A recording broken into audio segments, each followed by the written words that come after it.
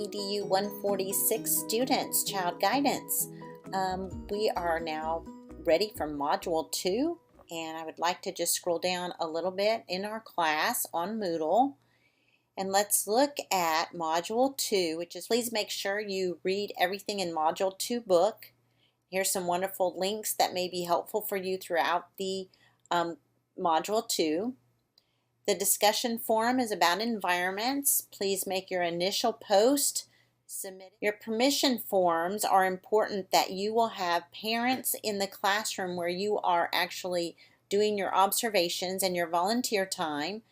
Make sure those parents fill out a permission form, and you will need to have those all signed and uploaded. Well, basically, you're just going to lay them all out and take a picture of all of those permission forms. So you can just take one picture if you can get them all in one picture, and then you'll just upload that picture so that I have verification that you have those permission forms filled out. And in our last video, we discussed about the importance of building positive relationships with the children in your classroom, your colleagues, and also parents and families. So your first observation, if you will look in that, and we'll take a look at what you're going to do, make sure you've had permission to visit the early childhood classroom, make arrangements for it ahead of time.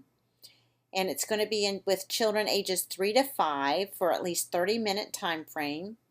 Remember, as a guest in the classroom, your goal is not to criticize, it's to look at how the teacher interacts with the children. These are the checklists that you are going to use to determine, first of all, the style of the teacher-child interactions that occur in that classroom.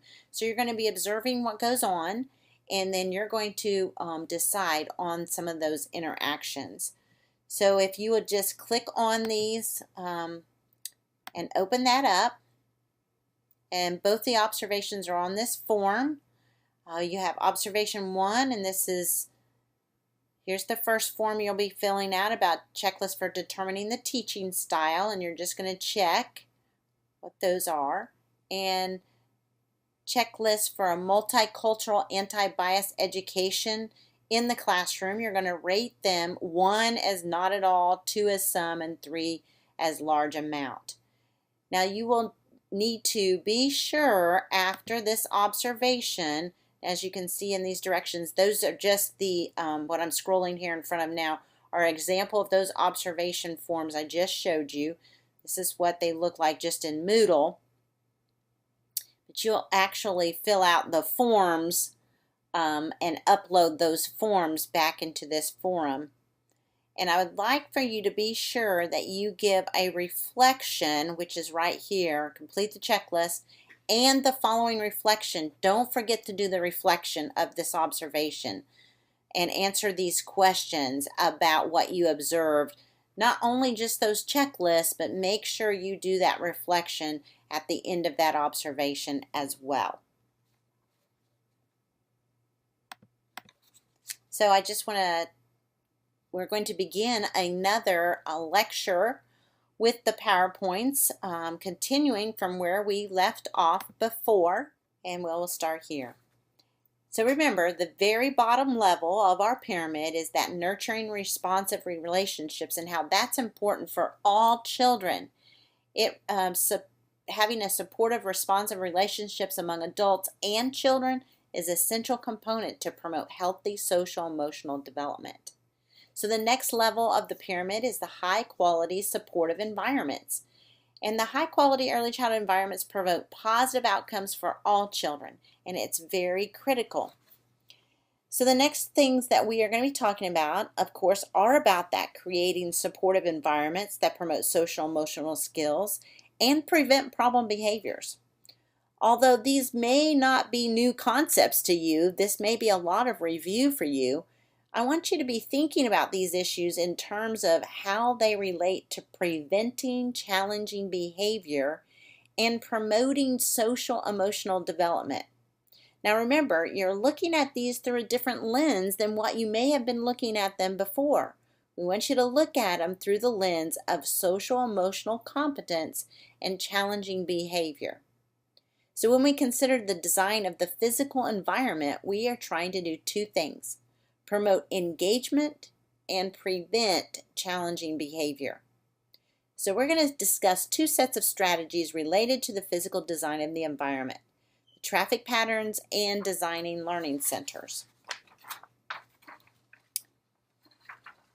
When we discuss the environmental practices that are related to promoting social and emotional competence, we're working towards providing an environment that promotes the engagement of every child, including those children with behavior challenges.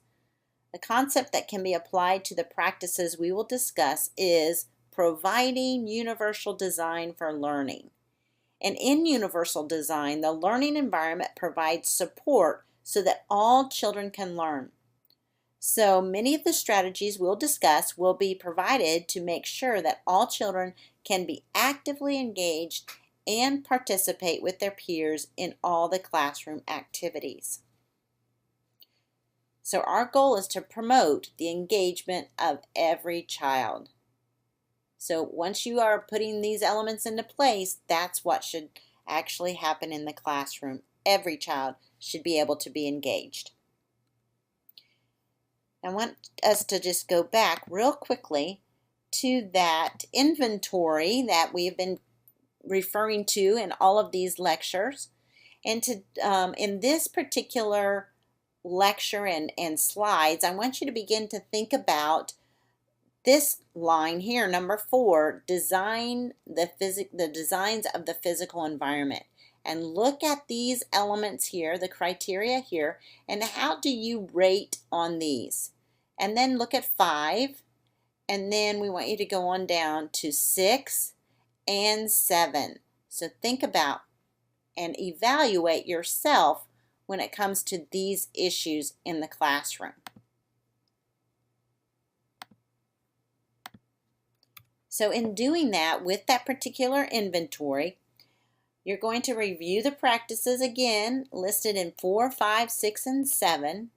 Select your 3 greatest strengths, identifying the 3 practices you could improve on, mark it with a check, and then you may want to share that with a friend or a colleague about your strength and how you want to improve.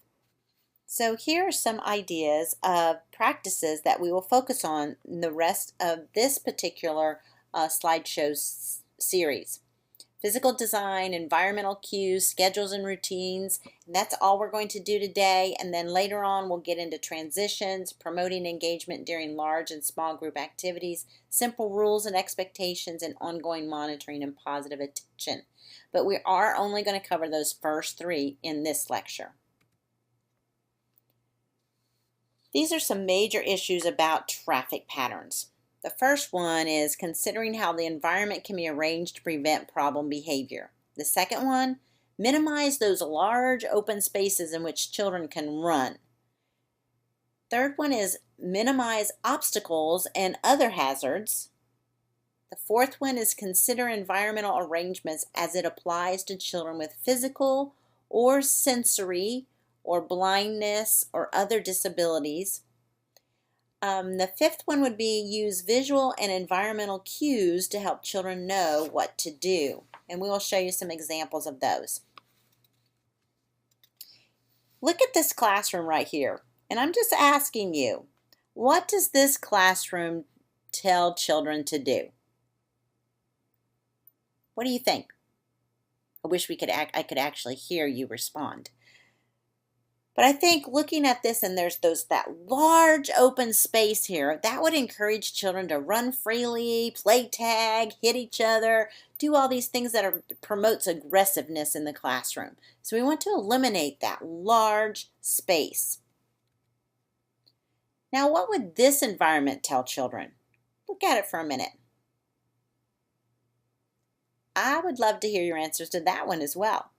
But let's think about it. Footprints on the ground might tell children where to stand when in line. The fence provides children with a physical boundary. On the left side of the fence where there's a particular center going on, and then a boundary on the right side of the fence as well. The next few slides will provide illustrations on how visuals can be used to help children understand activities and the sequence of activity steps. For instance, the greeting choice board is used to provide visual choices of how the child wants to be greeted that day. What is his preference for greeting? Handshake? Kiss? High five? I think that's kind of a fun way to have children make that choice. The circle choice board can be used to give children a choice of the sequence of activities. What do they want to do during circle time, and in what order shall we do them? The song choice board can be used to select what song to sing and letting children pick that as well. The hand washing sequence strip reminds children of the steps to hand washing. The turn-taking board is used for children to indicate who is next for a turn at a toy or a center. And the task sequence board shows how visuals are used to help children understand the steps of an art activity and how great that would be for several things, not just an art activity, but other activities, just the steps that are needed to be taken. There are a lot of strategies related to learning centers that will increase the likelihood of children being engaged and decrease the likelihood of challenging behaviors. Two aspects of planning learning centers: the physical design and the actual content of the materials and activities that occur in each center. So let's review the following major issues about the physical design of learning centers. First, have clear boundaries so that children know where the center begins and ends, and so that children are not crowded together. Make sure that all children are visible to adults and that adults are visible to children in every area of the room. When learning centers are closed for some reason, make sure you indicate that the centers are closed by using visual prompts such as a sheet or a blanket or circles with a slash through them to indicate that that center is closed. Have enough centers for the number of children in your care and enough materials within the centers so that children are engaged and not continually arguing over materials.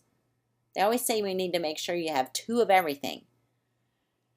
Consider the size of the centers and the location of centers. For example, it is really best to avoid having a center that is likely to have a high level of activity in it, located close to a center where the teacher wants choir activities. No, we want to make sure that those things are separate from each other. We don't want the loud centers next to the quiet centers. The loud centers may be the block center, dramatic play. We don't want that close to a listening center or computer center and things like that. So we want to make sure that the loud areas are separated from the quiet areas. Use developmentally appropriate and creative ways to limit the number of children in centers if this is necessary, such as laminated cards containing children's names that can be moved into pockets at the center, as opposed to a sign saying 2 children only. I think it's much better for the children to be able to actually visually do something at that, to select that center rather than just saying 2 children only. You're going to get kids in there, too many kids in there. Organize the materials and keep them in appropriate places, taking into consideration children's development of independent skills. And then lastly, have centers organized and ready to go when children arrive. And I think that is one of the most important ones of all. Learning centers need to be meaningful, engaging, and interesting to children. So first of all, materials within centers need to be so meaningful and relevant to children's needs, interests, and lives, such as within the dramatic play area, materials that are culturally appropriate should be available. The pictures on puzzles and in the classroom library should reflect the diversity within the community. There should also be culturally meaningful activities and materials. You could also like change the water table out, not just have water in it, but to have different things with different consistencies, such as beans or rice or pasta. So think about that as well. Consider using labels in multiple languages around the classroom when you're labeling materials and labeling the centers themselves. Centers need to be highly engaging and interesting to children. Build on children's interest by including materials and activities that children enjoy or express an interest in.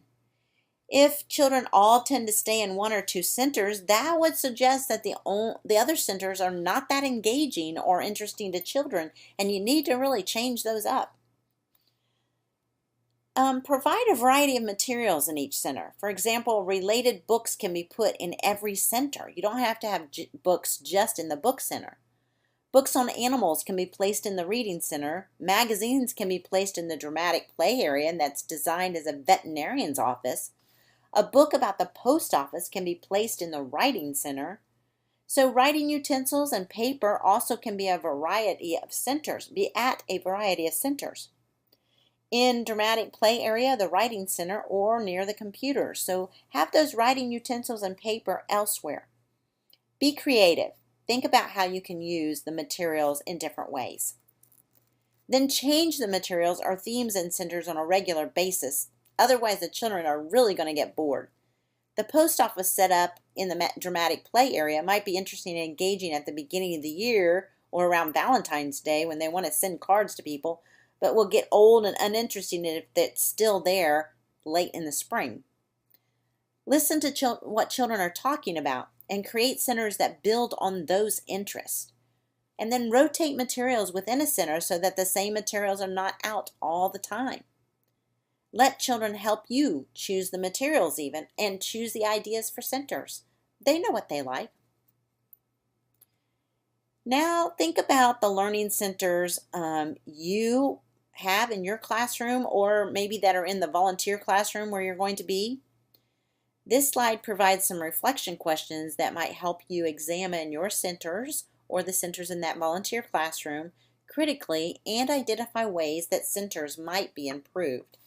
So is there a clear entry to each center? Is each center inviting? Are there enough materials? Is there a system in place for entering and exiting the centers? Are centers and materials and shelves labeled, maybe in multiple languages? Is there a rotation of materials so that the children aren't getting bored? And are materials highly engaging? Are the activities relevant to children's needs, interests, and lives? Remember to listen to the children and what are they interested in? What do they talk about? Here are two writing center examples, and there are strengths and maybe even concerns of each center arrangement. Think about these and talk about it just to yourself. But do you imagine children selecting one center versus another? And why would they choose one over the other? In the next few slides, we're going to provide illustrations of how centers might be structured to help children be engaged and understand the expectations and boundaries. These slides, the next few slides, will illustrate different systems for communicating to children how many children might be at a learning center. So here's a wonderful way of just laying out materials for children and letting them have some choices and have maybe some flexible seating positions or standing, or they can just do what feels comfortable at that particular center. How about this center? Can you tell what the expectations are here? I love the way they have those little taped out rectangles for the children to stand in. It's kind of giving them a little boundary, letting them know they need to stay in their space while they're playing. It looks like maybe at the sand center. Here's one way of indicating how many can be at a center, and they put their pictures in the appropriate little square or rectangle there. a child decides on the center they want to go to, they would pick up one of those tags and put it around their neck and go to that center. When they're done with that center, they would then go back and hang that up and pick a new center. So when all the tags are gone for that center, then no more children can go to that center. That's kind of a cool way of doing it as well. And this one again shows just little hooks for them to hang their name tags for them to be at that center. So when all the hooks are filled up, then no one else is to go to that center. Here's a visual menu. It's used to support play in the dramatic play area. The sign says, "What can we play?" and provides multiple ideas of things they can do in the dramatic play center. This slide illustrates different environmental cues that guide transition. Teachers guide the transitions by telling the children to find a blue square. You can see that at the bottom left. Or walk into the classroom by following the dino feet, the actual picture on the right. Same picture, it says stop at the red line, so they can see the red line to stop. On the top left, we might say walk along the brick wall on the green walk to go inside. So these are wonderful visual cues for children. Here's a visual menu that can provide choices and inspiration for activities during outdoor play. And I think that's wonderful to have, is sometimes children don't know what to do outside, so you can have some visual cues of ideas for things they can choose to do while outside. Outdoor play should also provide rich play activities and materials that ensure all children can be engaged. So think about these questions as you reflect to yourself on outdoor play environment at your particular center or at the place where you're going to be doing your observations. Is it safe and free of items that would cause injury? Are there interesting materials that promote active engagement in play? Is each developmentally appropriate activity area inviting? Are materials fun and engaging? And are there plenty of choices for all children? Benjamin Franklin said, "An ounce of prevention is worth a pound of cure." So teachers should structure the environment with a consideration of how to prevent problem behavior from occurring from the very beginning. So reflect on those questions. And here's some more questions to reflect on. How do you design centers to support the child who has difficulty with peers during centers? How do you design centers to support the child who functions at a developmental level below the other children? And how do you design centers to support the child with challenging behavior? These questions help us to look at all children and how are we supporting every child in the classroom. Here's a classroom activity that could be done if we were in the classroom, but instead we have an actual assignment in Module 2 that I want to show you that actually covers environment. So Observation 2 is on classroom environment. And here, again, make sure you have that permission form filled out and make sure you have permission from the principal or director before you talk to the classroom teacher about all of this. Hopefully you've already done that. But then make sure the classroom teacher knows when you're going to be there and when you're coming in to observe. So plan those times ahead of time. Don't just show up. So we're going to talk about space in this assignment, and you require permission to visit. And as a guest in the classroom, your goal is not to criticize. It's to look at how the teachers designed activity areas, how the areas are bounded, have boundaries, the traffic patterns in the classroom, and the management of materials in the classroom. So you're going to make a rough sketch of the classroom arrangement, include the toilet area, the doors to the outside, to hallways, small group learning centers, large group area, private areas, and boundaries around most of those areas, how they created boundaries. Label each area clearly. You're going to attach the sketch to this report by scanning it and uploading it into this assignment area. You're going to write a report, and your report should include a critique of your observation of classroom space, giving attention to the following questions. So answer these questions. And then you're also going to look at the management of the materials in the classroom, using the attached rating scale to evaluate classroom management of materials and equipment in this early childhood classroom.